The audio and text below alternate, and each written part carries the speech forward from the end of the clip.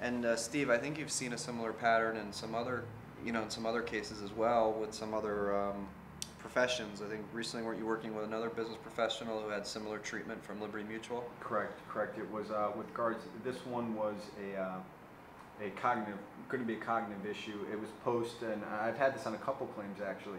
Effects of any treatment in chemotherapy, usually the after effects can cause problems. You know, the chemo fog, chemo brain is what's referred to as, where there's problems with it. And Liberty has a tendency, maybe in Rachel's case, pain conditions, and then anything having to do with mental health or cognitive functioning, of just dismissing it as much as possible. Fortunately for the one client where we were able to get a neuropsychological evaluation done that showed she had deficits, the nature of her occupation was so incredibly mentally demanding and intense that Liberty Mutual was kind of backed into a corner as to what they could do. But then they were just relying, saying, well, now we're just going to limit it to the 2-year mental health claim and try to pigeonhole into there. So they always try to find a way that if they have to concede, it's usually with some type of condition or stipulation or reason as to why they're doing it.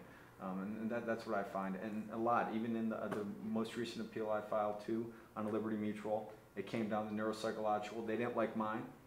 They wanted to send her to an independent medical evaluator. I had her doctor comment that you shouldn't be doing these tests within a year of each other because you'd be afraid of reliability. Of course, they came back with a letter that their doctor disagreed. And I want in a position, if we don't send her and they deny her because they feel that it wasn't sufficient enough, we made a judge who may just be like, well, that seems reasonable for not going. So they try to back you in a corner to build a claim for themselves, and especially on the ERISA with the style of litigation, the nature of the law. Right, and I find that in the Liberty Mutual policies especially, they will have subjective pain limitation clauses which can limit your benefit period to 2 years or sometimes 1 year. They'll have the mental nervous limitation which limits your claim.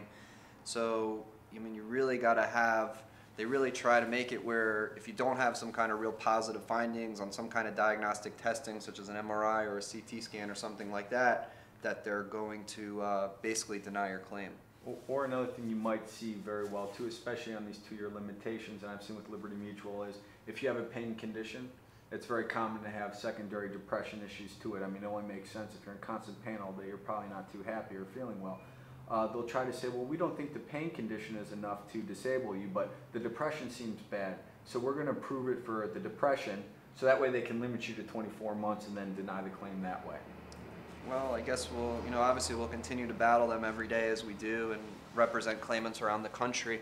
I want to thank Rachel and Steve for joining me today, and if any of you have any questions or comments regarding Liberty Mutual or an experience that you've had with your case as to how Liberty Mutual has treated you, we would appreciate your comment and feedback on our website so that other people could learn from your experience. And if we can help you with anything regarding any long-term disability claim, feel free to contact us anytime.